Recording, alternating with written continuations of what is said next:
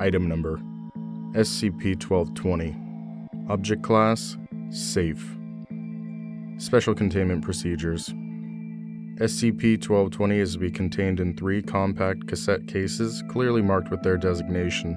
The cassettes will be sealed with tamper-evident tape and stored in a locking drawer along with all research notes pertaining to them.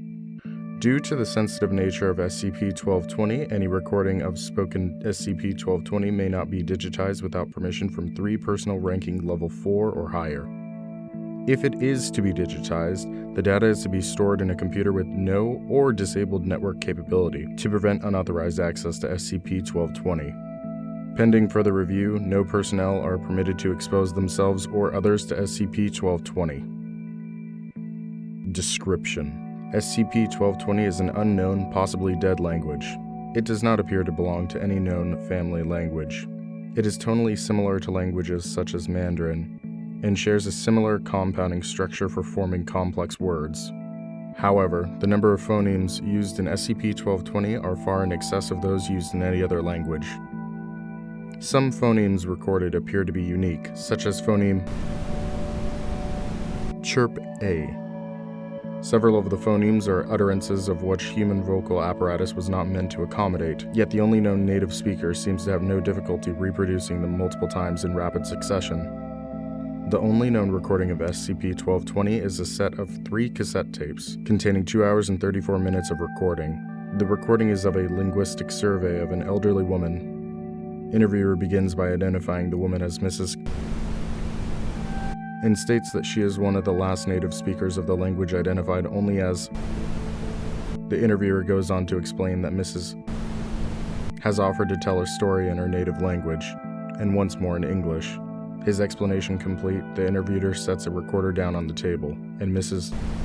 begins to tell her story. Once she has completed the story in SCP-1220, she repeats it once again in English, and then the tape ends. The story is a variant on the global flood story printed in many Mediterranean cultures. The story outlines a great flood that covered the world, and one man survived. The man, finding himself in a barren world, scoops up several handfuls of clay and instructed them of their new purpose, whereupon the clay erupted into a handful of wheat, ox, and other human beings, and recorded instances of SCP-1220, such as those on the tapes, appear to be inert and safe to study. However, when a living subject vocalizes in SCP-1220, a zone of anomalous space is produced. The mechanism behind the production of the zone has yet to be identified and is currently undetermined, though the result is consistent with all test subjects. The zone has been measured to extend as far as 10 meters from the speaker, though the zone is generally smaller, averaging a sphere of radius of 2 meters. The exact nature of the zone is dependent on the nature of the utterance. This property was discovered by Dr. 1-1220, who on September 5th pronounced morphine fire, whereupon the sleeve of his coat began to smolder. Dr. was treated for second-degree burns and his coat was placed in containment, where it continues to smolder. Following this incident, stricter precautions were instated regarding access to SCP-1220, and testing proper began. For more information, refer to attached test logs. Addendum 1-1220. Test log for Dr. September 14th. Test subject, Junior Assistant 1-1220. Native language, English, American derivative. Word spoken, morphine, rain. Result: area around subject extending out 3.11 meters experienced rainfall. Rain did not appear to originate from an ambient atmospheric moisture and fell at an angle suggesting wind, which was not felt outside of the zone. Subject initially reported that the rain was pleasantly warm, and initial samplings found that the precipitation was composed of water with some particle matter. The zone was found to follow the subject, and that moisture left behind by the zone's passage remained present even after the anomaly ended. Subject reported skin irritation beginning 1 minute after the end of the anomaly, which increased over time. Subject was washed in an on-site emergency shower and was later treated for mild chemical burns. Examination of the precipitation afterwards revealed that the water became an aqueous solution of HCl. The recorded concentration of the sample was far beyond what was suggested by the subject's reaction. Continued testing revealed that the HCl solution was increasing in concentration over time until an hour after the end of the anomalous event, whereupon the contents of the sample contained only gaseous HCl. Note: following the events of the test, protocols were revised to forbid testing on non-D-class personnel. Test log. Test log for Dr. September 25th. Test subject D423/1220. Native language: English, American derivative. Word spoken: morpheme. Clay. Result: the ground surrounding D423 out to 2.01 meters was transmuted into red clay. Effect began at the subject's feet and radiated outwards. Wave continued until it reached anomalous boundary, whereupon it abruptly ended. Subject was asked to move around on the clay, which was found to be stable. The boundary of the anomaly shifted with the subject, with clay left outside of the anomaly rapidly transmuting back to its former state, while surfaces that entered the anomalous zone were transmuted into clay. Subject acquired a sample of the clay using a stainless steel trowel, which showed no signs of reaction. The sample was found to be soft enough to be deformed by hand. Once pressure was removed, the sample retained its original shape, demonstrating a memory foam-like quality.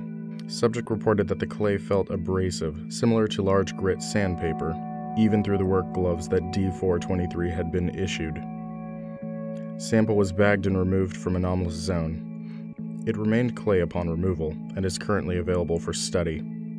5 minutes after initial anomalous event, subject reported piercing pain in left foot. On the spot, inspection revealed an organism burrowing into the ball of D423's foot, having pierced through 4 centimeters of rubber to do so.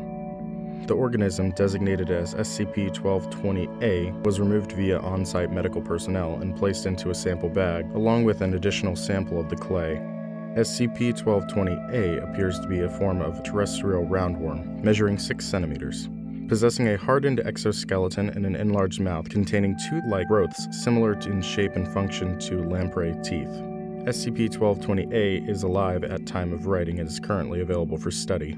Subject requested a chair following encounter with SCP-1220-A. Request was authorized. The subject remained seated for the remainder of the test. 10 minutes after the initial anomalous event, subject reported instability in chair. Shortly afterwards, the clay began to liquefy, becoming quicksand-like in behavior. Subject was ordered to remain in place as the chair sunk into the clay. More examples of SCP-1220-A were spotted around the chair, as the area of transmuted clay began to recede. Subject at this point violated experimental procedure by leaping away from chair, attempting to avoid immersion in the clay. The anomalous zone followed D423 in flight, and upon landing, the subject was completely immersed in clay. Rescue attempts were considered, but before a plan could be put into action, the anomalous zone had disappeared. The fate of D423 is currently unknown. The folding chair used in the experiment was severed by the movement of the anomalous zone, and the remaining pieces appeared to have been separated from the rest of the chair by a very sharp blade.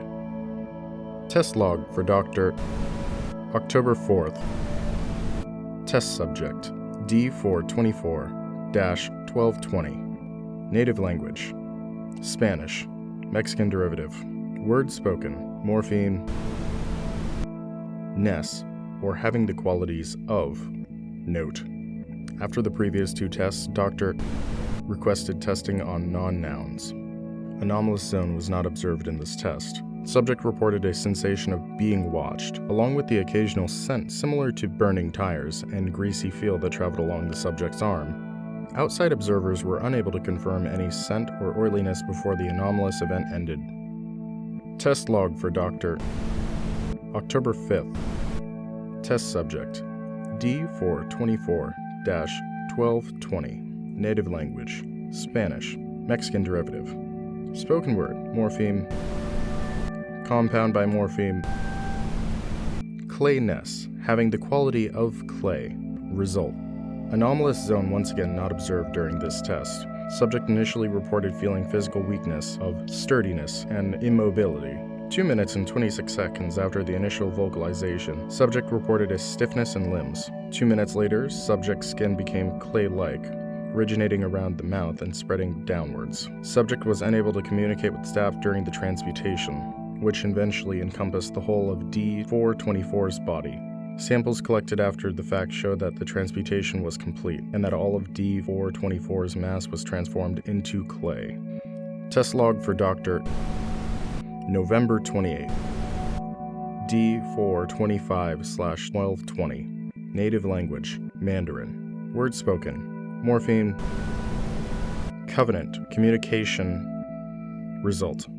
Immediately after vocalization and continuing for 33 seconds after vocalization, research sector experienced seismic activities recorded in the 3.2. Seismic events faded gradually, ceasing completely after 2 minutes. Subject began to report sensations of contact, describing hands running over her skin. Staff within 10 meters of D-425 reported similar sensations. Sensations became overwhelming at 4 minutes and 15 seconds, whereupon D-425 collapsed. Subject begins reporting visual, auditory, and trance-like hallucinations. A flock of bats covered in bleached bone plates, swarming around the subject. A city made out of melted green grass. A tall figure, with a head resembling a compound eye, surrounded by sourceless plates of light. Upon reporting the last hallucination, the described figure became visible to all staff members within the testing chamber. A figure seized the subject and both vanished. Later reviewed the security footage did not record the presence of the figure designated SCP-1220-B. Note: further experimentation with SCP-1220 is to be suspended indefinitely, pending further review. Agents encountering instances of SCP-1220 in the wild are to be ordered not to engage with the speaker, and instead to notify Home Office. Further actions will be handled on a case-by-case basis.